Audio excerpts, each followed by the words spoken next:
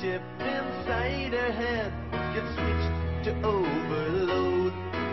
In 1979, the Boomtown Rats single, I Don't Like Mondays, was #1 in 30 countries worldwide. Tell me why I don't like Mondays. Tell me why I don't like. The song was inspired by this 16-year-old girl, Brenda Spencer. On a Monday morning in January 1979, Brenda Spencer started shooting from her house into the primary school across the street, killing 2 adults and injuring 8 children and a policeman. When asked why she was shooting, Brenda declared, I don't like Mondays. 26 years later, Brenda Spencer is entitled to parole. We were granted exclusive access to her hearing and discovered that behind the eerie detachment of her original statement are now dark allegations about a seemingly ordinary suburban family. Brenda Spencer's father still lives in the house from where the shooting took place, but he has never spoken about the events of that Monday morning in 1979. I don't want to talk about it right now if you don't mind. Brenda's estranged mother has now broken her silence and told us that she thinks her ex-husband is responsible for the events of that morning. I feel that her father should be where she is and not her.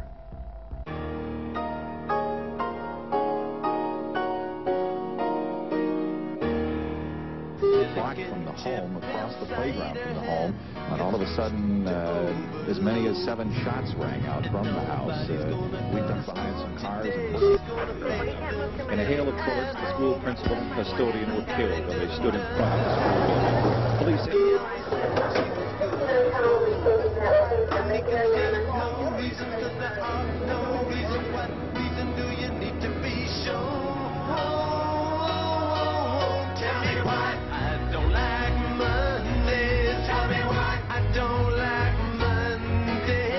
Brenda Spencer was a teenage schoolgirl who lived in the very ordinary San Diego suburb of San Carlos, California.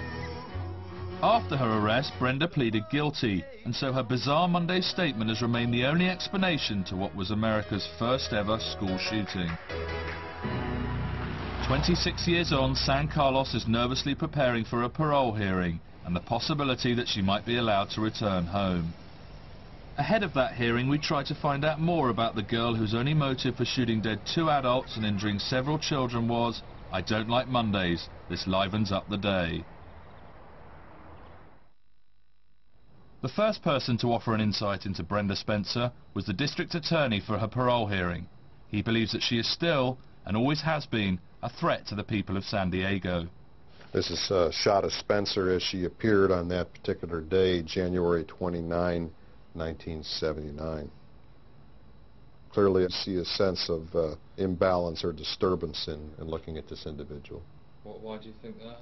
Well, it doesn't look like a typical 16-year-old person. I think if you look at the eyes, you see, so at least I see some sense of emotional disturbance going on.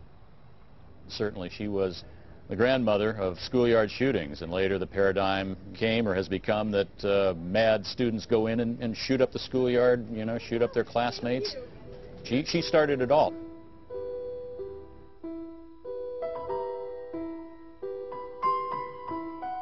Burton Ragg was the school principal shot dead by Brenda. His widow Kathy has kept their house as it was the morning he left on January the 29th, 1979. I don't think his memory was anything to need to get away from. No, I don't. And, you know, he did nothing wrong. Did it make it harder to deal with that he was killed by a 16-year-old girl? Yes, it did. I went to collect my dad's things a couple days afterwards, and there was still blood on the sidewalk where he died. They hadn't scrubbed. America, let alone San Diego, had never experienced a school shooting, and as the San Carlos suburb descended into panic, the rest of the country watched on in disbelief.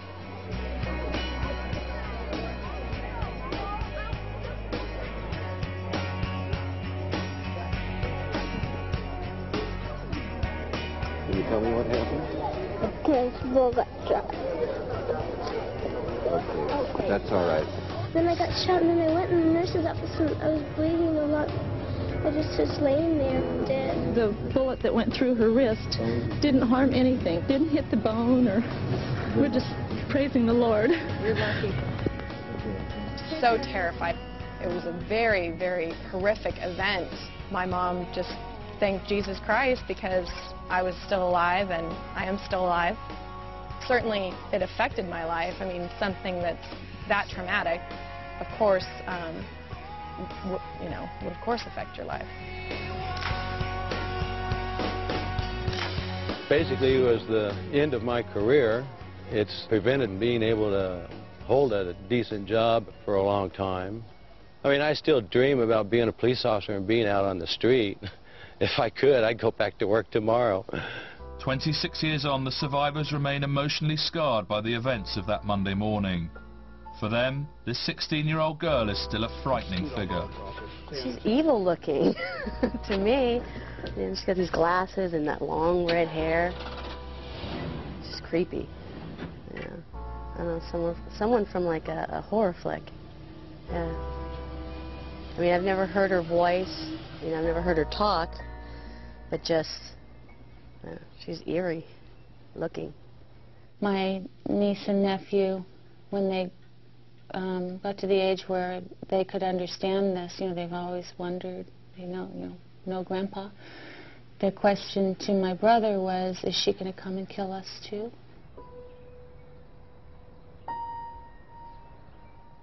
How would you describe Brenda as a little child? She was very active, and she was always happy and a good child, well behaved, never had any problems in school. Brenda's parents divorced when she was just 9, but she, along with her brother and sister, stayed with her father. Dot Spencer has avoided talking to the media about her daughter, but agreed to an interview on condition it took place in the privacy of our hotel room. I didn't like what they were writing, and I was afraid of what I might say because of how they painted her, and that was my little girl, and she's not a monster. Because Brenda Spencer was only 16, she escaped the death penalty. 26 years on, she will appear before a parole board here at her prison. The American media remained fascinated by its original school shooter, and with tensions running high ahead of her possible release, ours was the only camera allowed into the hearing room.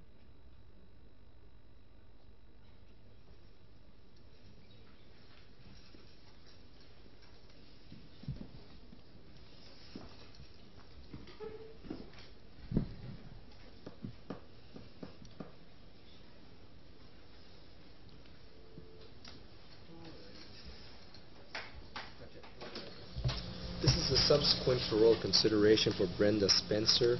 Madam, would you raise your right hand? Do you solemnly swear to tell the truth, the whole truth, and nothing but the truth? Yes, I do. All right.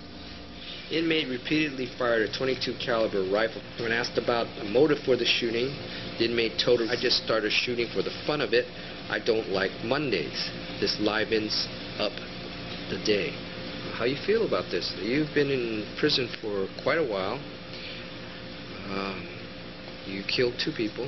Again, you wounded 9 others. How do you feel about this? I'm very deeply sorry I did it. I didn't have a right to do that to those people. This was Brenda Spencer's first public display of remorse, and with possible parole beckoning, suggested she had now gained some insight into a crime that had shocked America. The prosecuting DA believes the events of that Monday morning in 1979 were planned and calculating, rather than a perverse act of teenage boredom. Brenda Spencer was shooting to kill. This was sniper-type behavior. There were approximately 36 rounds fired at 150 feet from a telescopic rifle. She was shooting in a very deliberate manner to harm and to kill, and in fact accomplish those objectives. It was very chaotic. Police tried to evacuate many of the surrounding homes, and then many of the school children, it was first... About that in the U.S. were not commonplace. Certainly a student shooting another student or maybe attacking a teacher, but a massacre dynamic was unthinkable. On Monday morning, January the 29th, 1979, At around 8:20, the classmates of Grover Cleveland Elementary started arriving for another week at school. It was a strange morning, and it was just an eerie, odd morning. There was frost on the grass, and there was kind of a strange feeling. I remember walking to school by myself. I was probably about 5 feet from the sidewalk, and then I heard the firecrackers or the bullets she was shooting go off, and I turned around and faced directly across the street, and that's where her house was. That was my first year teaching in San Diego. The principal always came down to the gate there, unlocked that gate 5 minutes before the kids came in. It wasn't too long that I started hearing noises. That was the first one shot, in the abdomen. First were just popping noises. You know, I thought maybe it was a new toy from a Christmas present. There was some gunshots, but I thought that they had firecrackers. I didn't understand why I was on the ground. I looked out, and the principal was flailing backward, and he had blood on his chest. And I thought, oh my gosh. I got the news about 8:30, 8:45, give or take. It just didn't seem real at the time. I must have gone into some sort of shock because time passed and I was just standing there staring. It wasn't a gangbanger neighborhood. It wasn't a stoner neighborhood. This is a good neighborhood. San Carlos, good schools. Things like this don't happen. We don't have this kind of crime. My gosh. As we were running down the sidewalk, we could hear shooting. And when we got down here to the end, there was a bunch of little school kids all huddled against the side of the wall. As Brenda continued shooting, the police evacuated the 300 pupils out of the back of the school, where they were bused to safety. I turned, and that's when the bullet went through my wrist, because Brenda was actually aiming. She was shooting to kill. I remember Crystal Hardy screaming, "Am I going to die? Am I going to die? Am I going to die?" Absolute chaos to start with. Utterly chaos. Other reporters with the head police incident commander, the paramedics, just a lot of movement, people running. For a while she had just an open shooting gallery. I was up at Torrey Pines counting money. We happened to have TV on, which we normally didn't, and they were talking about the shooting. Next thing I know, I got a phone call from the police department stating that it was Brenda and they were coming up to get me. And I said, I can't go. I've got a desk full of money. And they said, you're coming. So they came up and got me. That day, that information kind of spread fairly rapidly. Probably until I got home in the afternoon, I don't know that they knew, who the shooter was. The sniper has been identified as a 16-year-old junior at Patrick Henry High School, Brenda Spencer. That's my student. She should have been at school today. She's having a bad day. The bullet went in, and it nicked my jugular vein, and then it bounced off my shoulder blade and had lodged against my spine. I was in that house right there, irritating her like crazy. Brenda, pick up the phone, and then I was squeaking the bullhorn, basically raising kinds of hell with her. We start questioning, why. Why? Why me? She seemed pretty harmless. The shooting turned into a siege situation involving more than 100 officers, 30 patrol units, and 20 SWAT team members. Honestly, I was a little pissed that the SWAT team didn't blow the house away, and with her in it. We went through a lot of talking. You can't believe, basically, everything it boiled down to was the fact that she hated Mondays. And she told him, I hate boring Mondays. So you're just picking these kids off? Yeah. Oh, that's just a dumb comment. That's just a dumb comment. It's flip. I think it shows a callousness on her part. It shows just how callous she was in committing this offense. Boredom, rage, no sense of guilt. It's frightening. And it still is frightening. There she is. She's in custody. Come on! She's in custody. After 6.5 hours, at around 3:30 in the afternoon, Brenda suddenly came out of the house, calmly put down her weapon, and gave herself up. They took her to the school. Well, I was shocked to see, just a young little girl dressed up, kind of like in army fatigues or something. Thin, pasty skin, stringy, reddish hair. My gosh, this was just a suburban schoolgirl. And I did eventually take custody of her, transferred her down to our homicide division. From the ride downtown, never said one word, very quiet the whole time. I remember sitting on the couch and we were watching TV, and of course that's all the news was about that day was, my father getting shot. We're seeing that over and over again. But I remember sitting there, catching myself, anticipating Daddy getting home so I can tell him what happened.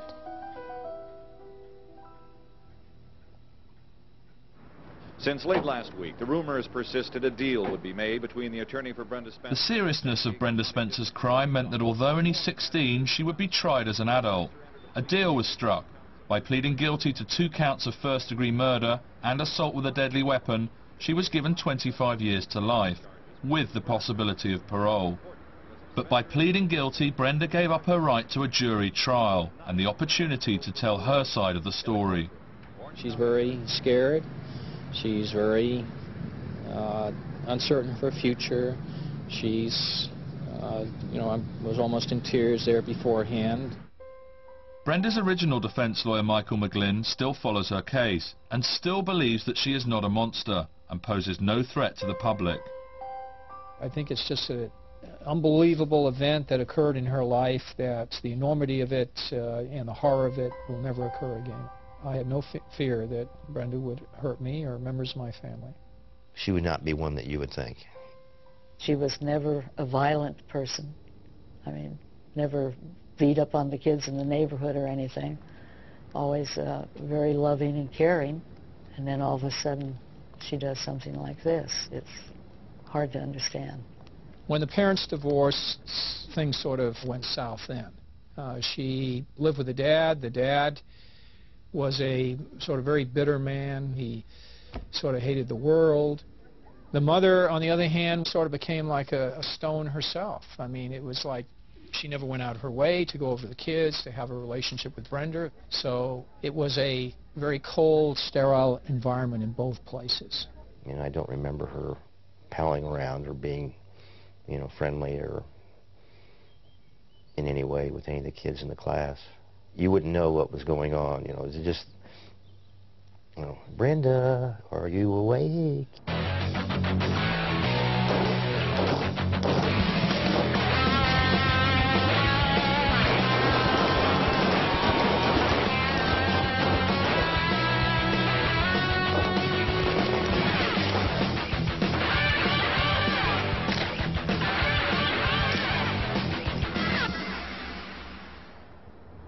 This is the rifle used by Brenda, and because it's lightweight and easy to operate, it is the weapon of choice for school shootings in America.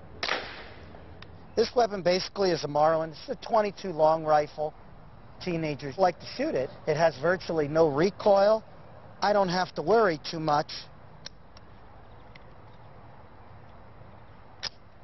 I don't have to worry about it, the recoil. Just watch.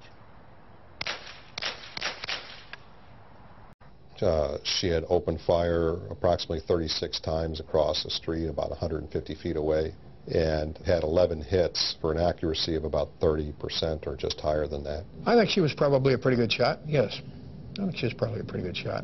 And where did she get the weapon? Well, I believe her father bought it for her for a Christmas present. He buys her a .22 for Christmas with 400 or 500 rounds of ammunition. I mean, it's like, hello? But I sure am not one to blame someone else, unless her father was covering her hand with his and making her pull the trigger, I'm blaming Brenda, no matter how weird her family was. Before the current parole hearing, the only insight offered by Brenda into the shooting came in the form of a brief but bizarre news interview she gave in 1993. Brenda claimed she was hallucinating at the time of the shooting, even though her toxicology report showed no traces of drugs.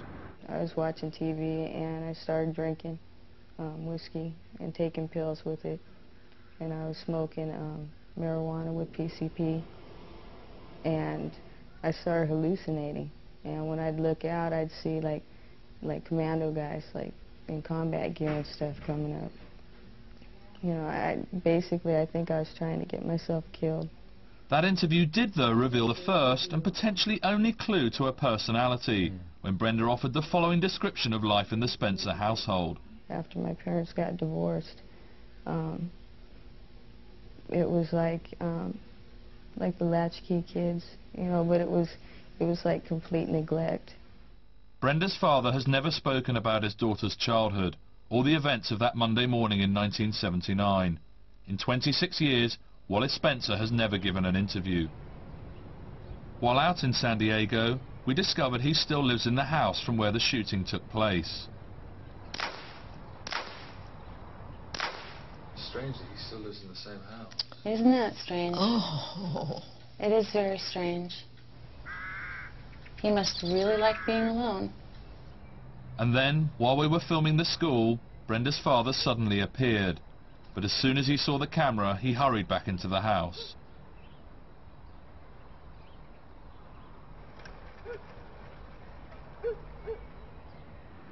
Brenda's defense team believes that away from the Spencer house she has become a different person. In prison she has proved herself a model inmate, and she even has a potential career for life on the outside. Do you think you're going to have trouble finding employment when you leave? No, I don't. Why not? Because I have marketable skills. What kind of skills do you have? What would you like to do upon release?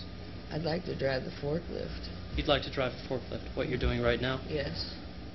From the moment that she was taken away from that home, Miss Spencer has thrived. She spent the last 26 years of her life improving herself, not just to comply with the board's recommendations, but to gain marketable skills and to try to ensure her success once she is released. Well, the fact that she's done so well in institution, I think, speaks volumes about her. If Brenda was an out-of-control, dangerous person, you know, you would have seen more evidence of that in the last 20 years. You know, maybe she goes to the bathroom on time, washes her hair when she's supposed to, and walks down the hallway without harassing somebody. Fine. A model prisoner does not a citizen make. I want to say the human side, the compassionate side says, let's let her out. 27 years. It's time to go. The police officer side, and of course the retired police officer side, says, hey, let her die in prison.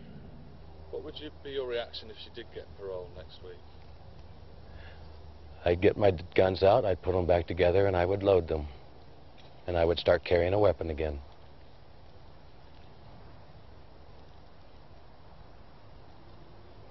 Because I think if she got out, she tried to finish the job. Do you remember much about what occurred? Not a lot. I'm sure I did it. I just don't remember everything in sequence. Do you remember the shooting itself? I don't remember the shooting itself. You don't? No. All right. I don't remember it, but I'm sure it happened. I'm sure I did it. Brenda's state of mind does remain potentially fragile. 5 years ago, she tattooed herself with a hot paper clip. Did you hear about her scratching, getting a paper clip hot and self-mutilating her chest over a failed jail romance? The relationship didn't go well. She went into a depression and used a paper clip as a makeshift tattoo device to burn the words courage and pride on her chest. Why courage and pride? And that's not actually what it says. It's written in runes. Okay. And I think they made a mistake when they read it. Okay, what does it say? It says unforgiven and alone. I'm sorry, what? Unforgiven and alone.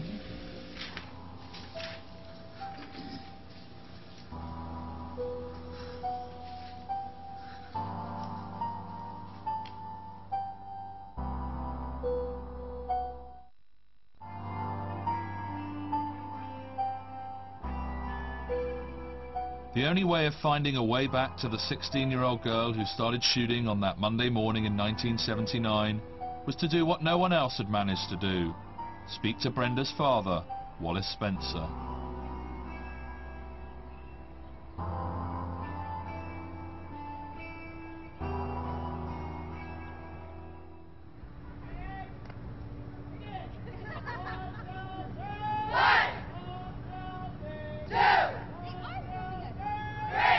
And her day would consist of, she would wake up, go to chow in the morning, go to work about between 7:30 and 8 o'clock. After she finished that, then more or less she can go back to her cell, relax for the evening, eat dinner, and then the yard basically is open until 8:30 at night. That's a typical day. Brenda Spencer has only one regular visitor, her father. Every Saturday, Wallace Spencer makes the 5-hour round trip from his house in the San Diego suburbs to upstate California to see his daughter. He has been making this visit every Saturday since Brenda was jailed. Do you have any idea what kind of person he is, her father? Is he a regular suburban guy, or is he a bit of a strange weirdo? I mean, does anyone really know? I don't have enough information to really comment on the character of her father. The only information I would have is she felt neglected by him and had accused him of sexual molest and forcing her to share a bedroom with him, or a bed with him. I don't know whether or not those allegations are founded or not. These are just things that she has said. In 2001, Brenda Spencer suddenly and unexpectedly revealed that she had been sexually abused by her father. The claims were treated with skepticism. Why was she only talking about this now, over 20 years after the event? Neither of Brenda's parents have ever spoken about these abuse allegations. We now had a chance to ask her mother. You and Brenda's father, Wallace, got divorced? Yes, correct? yes, in 1972. He was fooling around with other women. And he come home one night, asked me if he could leave for a year if I'd let him come back. And he'd already rented an apartment somewhere, and I just laughed. And a few days later, I filed for divorce. So why do you think he got custody of the children? It was in the time when the court system was swaying back and forth, and he got the two older ones to say that they wanted to stay with him. And then so they didn't want to split up the three, so he naturally got Brenda. Within a year of Brenda being jailed, her father remarried. Wallace Spencer's new wife, who quickly moved in with him, looked so like his daughter that some people thought Brenda Spencer had actually been released from prison. I can recall about a year after Brenda was committed, getting a call from one of the detectives wondering what Brenda was doing out. This girl looked very similar to, very much alike like Brenda. Sheila was her cellmate up at Juvenile Hall. And she was released to go to a halfway house. And she went to it, but she ran away from it and went to her pregnant. So they had to get married or go to jail, either one. So how old was this girl at the time? Younger than Brenda. 17-year-old cellmate?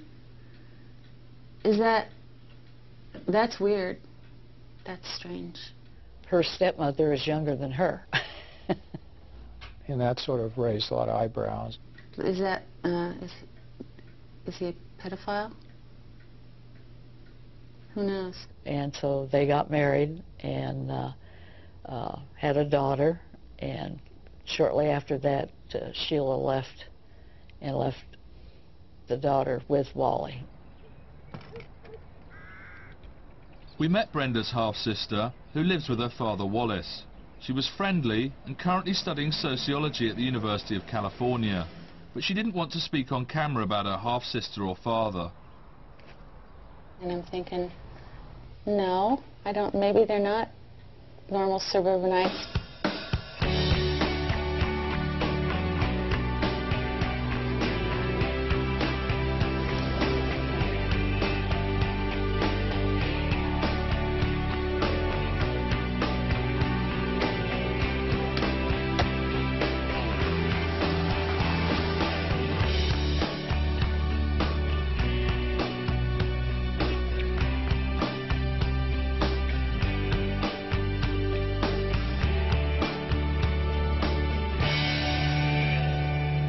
We know, I mean, one of my experts did get out of Brenda that she had shared the same bedroom with him for quite some time. But he also mentioned, and she mentioned, that she would come in and sort of fondle his hair. Were you ever aware that they used to share a bed?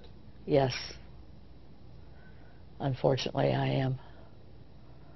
And actually, he didn't have much furniture. I think they slept on a mattress on the floor. In Brenda Spencer's parole hearing, her relationship with her father became the focus of the Commissioner's inquiry.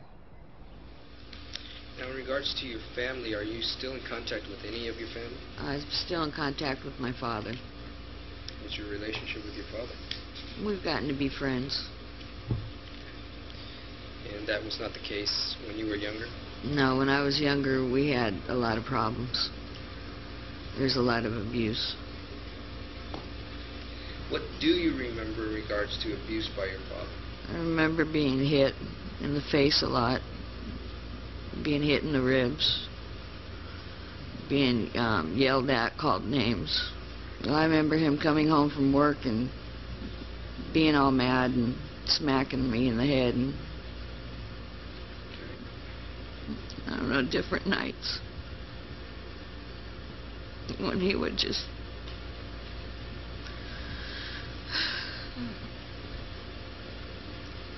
almost raped me. When you say almost, what do you mean almost? Well, it was like that, like he did. I don't understand. Like he would touch me inappropriately.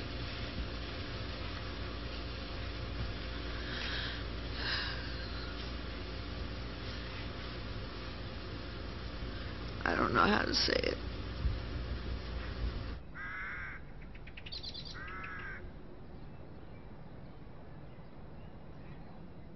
Were you ever aware about being abused by her father, Wallace? No, I wasn't. I had suspicions after they moved over there and that, but she would never really tell me. Why did you have suspicions? Just the way she would be acting and very evasive if you asked her anything, and it wasn't her. So I knew something was wrong. You know, the more sort of what I gathered from everything I knew about the family was that Brenda was the dad's pet. I mean, were you never ever tempted to try and fight for custody and get her back and say, well, I'm worried about her, I think there may be an unhealthy relationship with her father developing? No, I couldn't really afford the attorney that I'd have to get and what have you to do it.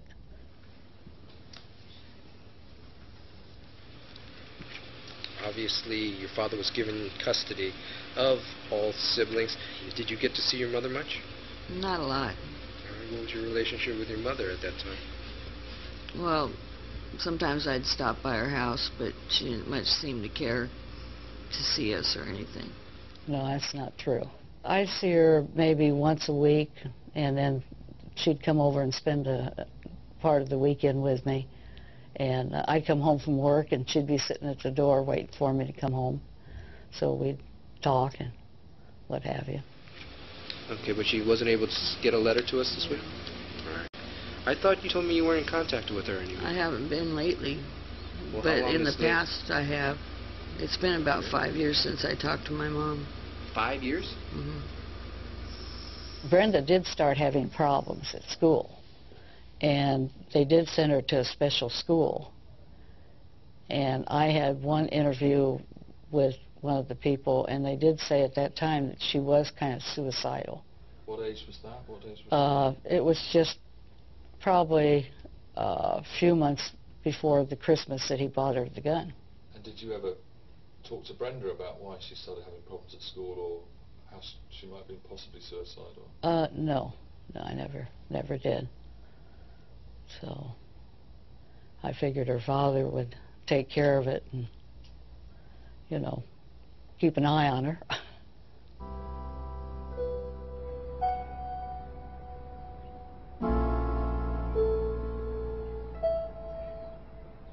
Brenda's father, Wallace, was inside the house, his van parked in the driveway. But when I went to the house, he told me to go away and leave him alone.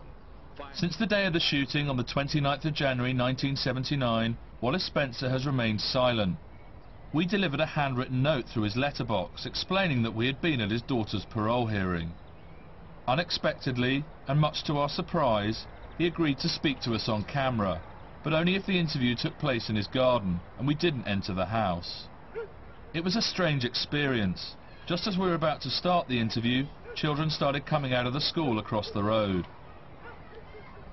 Wallace, there are some people who say that you were responsible for the shooting because you bought her the gun for Christmas. What would you say to those people?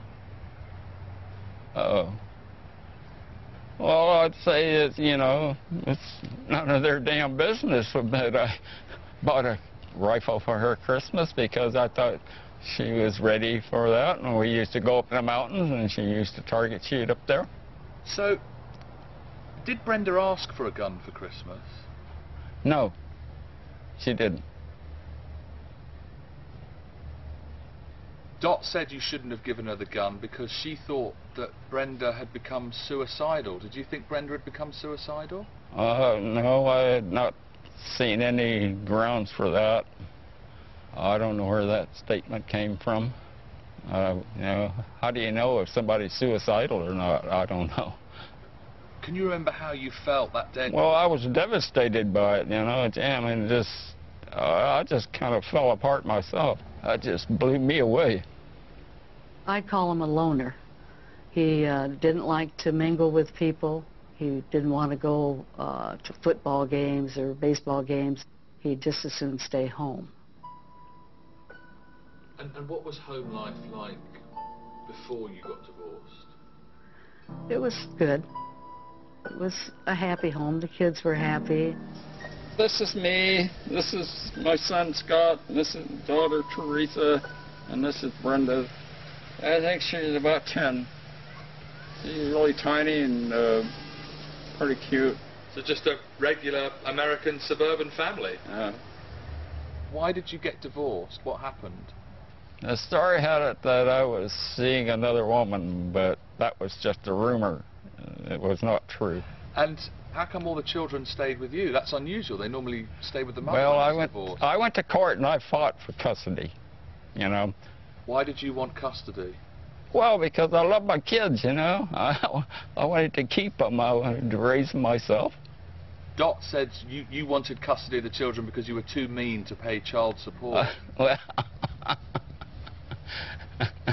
oh, jeez. Well, I've heard several stories, but I went to court to fight for custody because I love my. I went to court to fight for custody because I love my kids. Wallace, Brenda did say in her parole hearing last week that you sexually abused her. She what? She said in her parole hearing that you sexually abused her, that you sodomized her. Brenda said that? In her hearing on Tuesday? Well, it's not true. I mean, her exact words, and I'm just telling you what well, I heard okay, in the parole I mean, hearing, was that you almost raped her. No, well, that never happened, you know. I would take a lie detector on that. I never did anything like that. Did your father perform sodomy? And that led to digital penetration? Yes. And later into intercourse? Yes. So are you now indicating that there was actual intercourse involved? It was, I guess you'd call it sodomy. And Brenda's mother said to us that you and Brenda, after the divorce, shared a bed together. Well, we shared the bedroom. She had her bed, I had my bed. Have you ever discussed this with your father? I've tried to. All right. And I don't when get anywhere. Well, did you ever confront him? I confronted him. What did he say? He just doesn't want to talk about it. So Wallace, how did you come to marry one of Brenda's former cellmates? What happened there? I don't think I want to answer that question. And are you still with her? No. No. Okay. But your daughter lives here? Yes. Oh. She did not want her daughter. Okay? And that's the only statement I will make. Once the allegations of abuse came to light, did you ever want any action taken against Wallace? Did you want the police involved? I would have liked to have them, yes. But there wasn't enough evidence to do anything.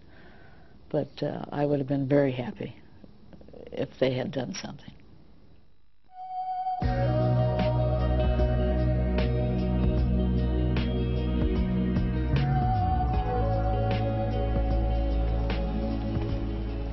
Brenda Spencer is granted parole. She wants to move back to the only place she has ever lived outside of prison, San Diego, and find a job as a forklift truck driver.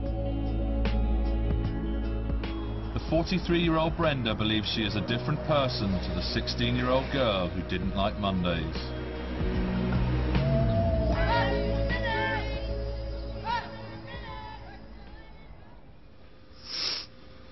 I realize that nothing I do and no amount of time will bring Mr. Ragg or Mr. Suker back.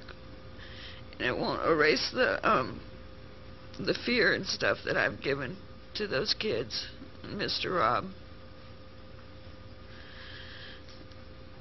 I just want them to know that I'm very sorry, and I don't know how to make it up to them.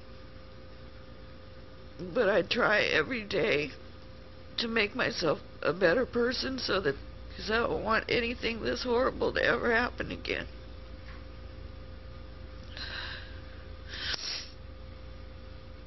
Do you think she should have got the death penalty? Sure. Yeah. It was a bad thing to do, you know. Goodness. But I think that's how I feel. Or be incarcerated forever, you know, that sort of thing. If she must live. But what a life. Her term, 25 years to life, kind of was scary because when it happened 25 years ago and she received that sentence, I thought, I'll be so old then. It'll be different. It's not.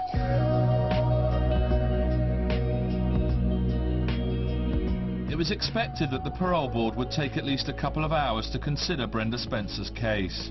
In the event, it took them only 15 minutes to come to a verdict.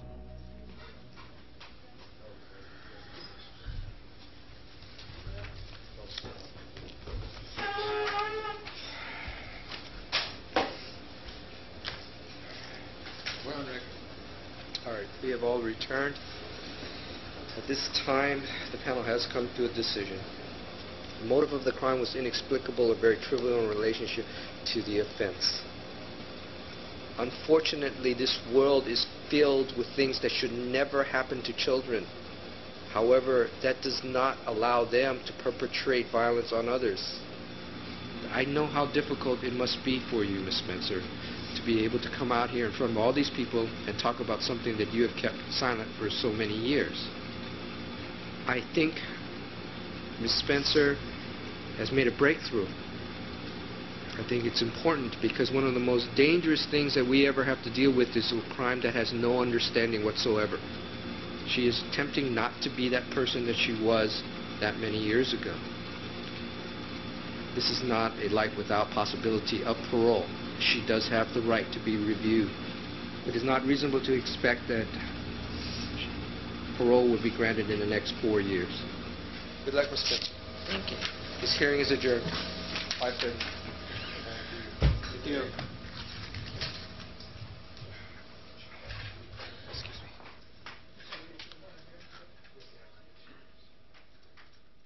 This is News 8 at 6:30. Parole board has decided Brenda Spencer should stay behind bars for at least 4 more years, despite in one of the most highly publicized crimes. So it will be 2009. I'm Bob Banfield reporting live. NBC 739. Do you ever feel at all responsible for what happened on that day in 1979? Somewhat.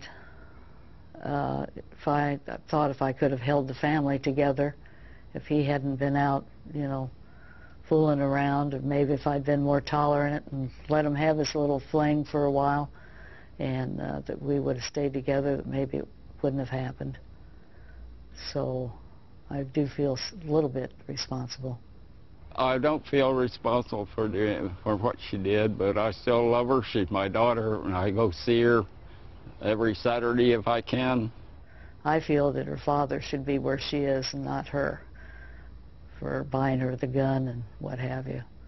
I want to live long enough to see her out of there, and you know, I'd just like to know that she's okay and can take care of herself when she does get out.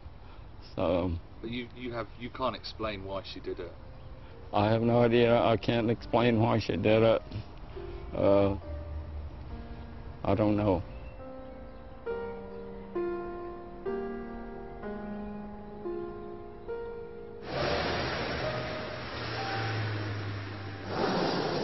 She started it all, and what was it, 9 months later, Geldof comes out with a song, and it was like we're going, oh my God, we didn't know whether to laugh or cry. Oh, yeah, that was idiotic. That was idiotic. No. I used to work Mondays, and they almost always used to play it at about 2 o'clock on Monday. And that's kind of when my shift would start, and I'd get in there, and I'd be walking into work, and there that song would be. So, yeah. I like that song. I think it's a pretty song.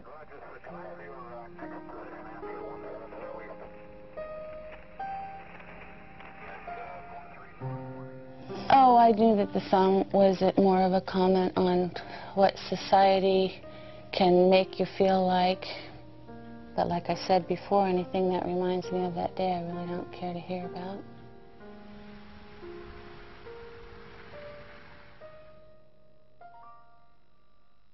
Killer Kids continues with the case of 13-year-old Nathaniel Abraham, who became the youngest ever person to be tried as an adult for murder.